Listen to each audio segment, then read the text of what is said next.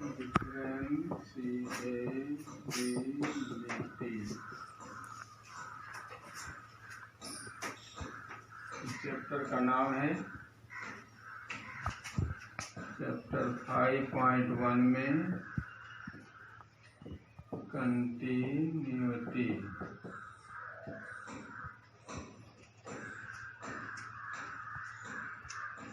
कोई भी function continuous है या डिसकंटिन्यूअस है, इसका चेक किया जाता है इस चैप्टर में। कोई भी फंक्शन कंटिन्यूअस है या डिसकंटिन्यूअस है, दो तरह का इसमें होता है, कंटिन्यूअस और डिसकंटिन्यूअस। डिसकंटिन्यूअस को नॉट कंटिन्यूअस भी कहा जाता है, हिंदी में वह संततता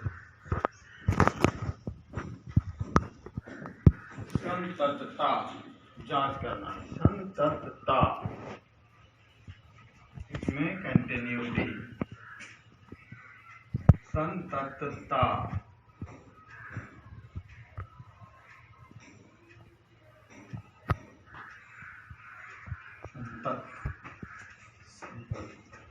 इसका कंसेप्ट है,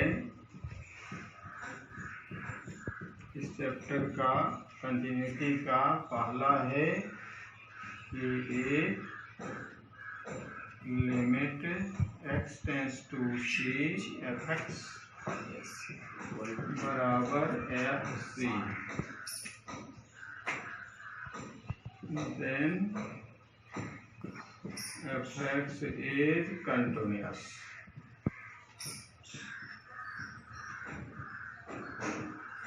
at x बराबर c।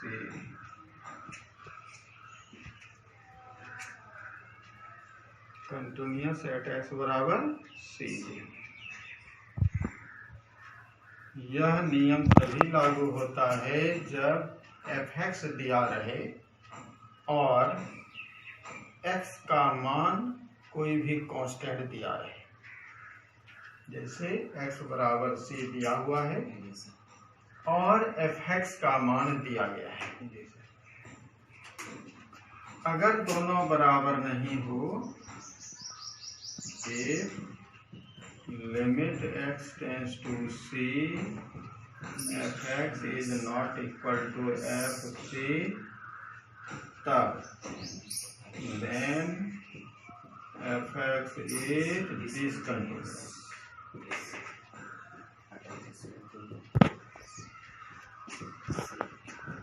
at x बराबर c। जिस क्वेश्चन में लेस देन रहता है, ग्रेटर देन रहता है, लेस देन इक्वल में है कि if LH limit equal to RH limit equal to fx, यानी तीनों बराबर, LH लिमिट, RH लिमिट और fx बराबर हो, तब fx is continuous। यदि तीनों बराबर नहीं हो तब डिसकंटिन्यूअस। जैसे मान लीजिए दिया हुआ है लिमिट LH लिमिट बराबर नहीं है RH लिमिट के, बराबर नहीं है fx के,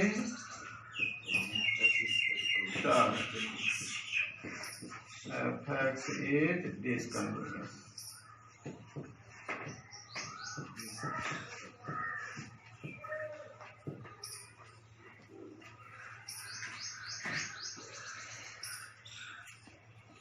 पांचवा नियम है, यदि किसी फंक्शन में लेस देन रहता है उसमें सिर्फ LH लिमिट निकालते हैं। अगर किसी में लेस देन इक्वल टू रहता है तो LH लिमिट भी निकालते हैं और उसी फंक्शन से fx भी निकालते हैं, सेम फंक्शन से। अगर ग्रेटर देन रहता है तो RH लिमिट निकालते हैं। अगर ग्रेटर देन इक्वल टू रहता है तो RH लिमिट भी निकालते हैं और साथ में fx भी निकालते हैं। नॉट इक्वल टू रहता है तो LH लिमिट निकालते हैं और सेम फंक्शन से RH लिमिट निकालते हैं। अब केवल इक्वल टू रहता है तो केवल fx निकालते हैं। चलिए इतना लिखिए। अगर x 0 नहीं होगा, x लेस देन 0 हो सकता है, ग्रेटर देन 0 हो सकता है, लेकिन 0 नहीं हो, तब LH लिमिट में LH limit equal to -x और RH limit equal to +x। दोनों बराबर नहीं हुआ। LH लिमिट और RH लिमिट बराबर नहीं हुआ, इसलिए ऐसा फंक्शन डिसकंटिन्यूअस होता है। कब होता है डिसकंटिन्यूअस? जब x is not equal to 0 है और मॉडुलस फंक्शन है। फिर 7वां पॉइंट है fx equal to greatest integer function x। एक ग्रेटेस्ट इंटीजर फंक्शन है, ग्रेटेस्ट इंटीजर फंक्शन, महत्तम पूर्णांक फलन, महत्तम पूर्णांक फलन।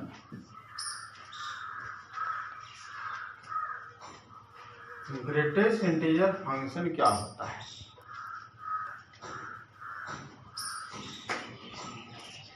महत्तम पूर्णांक। 1 का ग्रेटेस्ट इंटीजर 1 पॉइंट कुछ भी रहे, जैसे 2 है तो इसका वैल्यू भी 1.3 रहे इसका वैल्यू 1.4 का ग्रेटेस्ट इंटीजर भी 1.9 का ग्रेटेस्ट इंटीजर भी 1। अगर 2 होता है तो 2 का ग्रेटेस्ट इंटीजर फिर 2, 2.3 का ग्रेटेस्ट इंटीजर 2, 2 पॉइंट कुछ भी रहे उसका ग्रेटेस्ट इंटीजर क्या होता है? 2 होता है। 2.8 भी है greatest integer 2।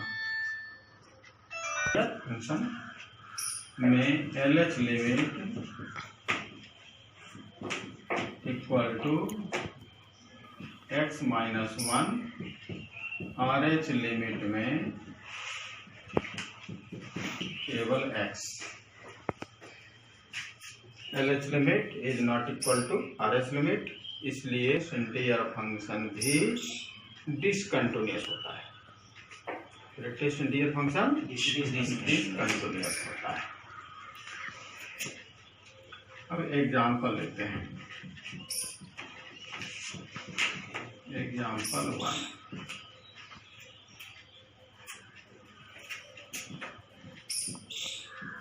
Prove that fx equal to 3x plus 7 is continuous function at x equal to 2।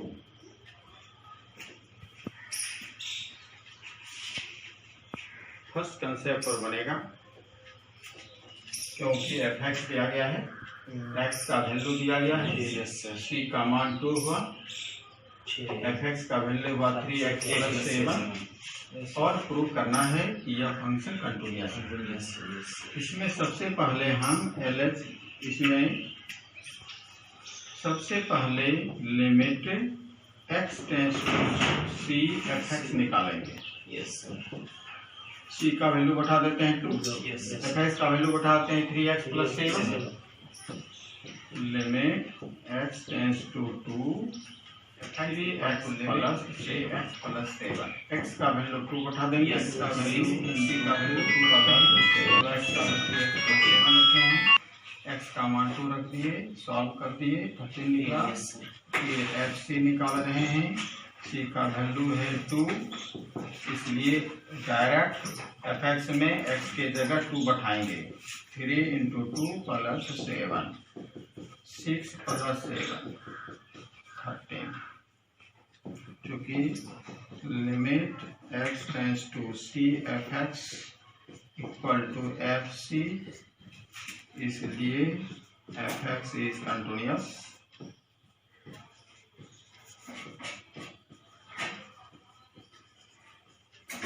Eight x = 2 f(x) = limit 3x + 7, x का वैल्यू c का वैल्यू 2 रखे हैं, f(x) का वैल्यू 3x + 7 रखे हैं।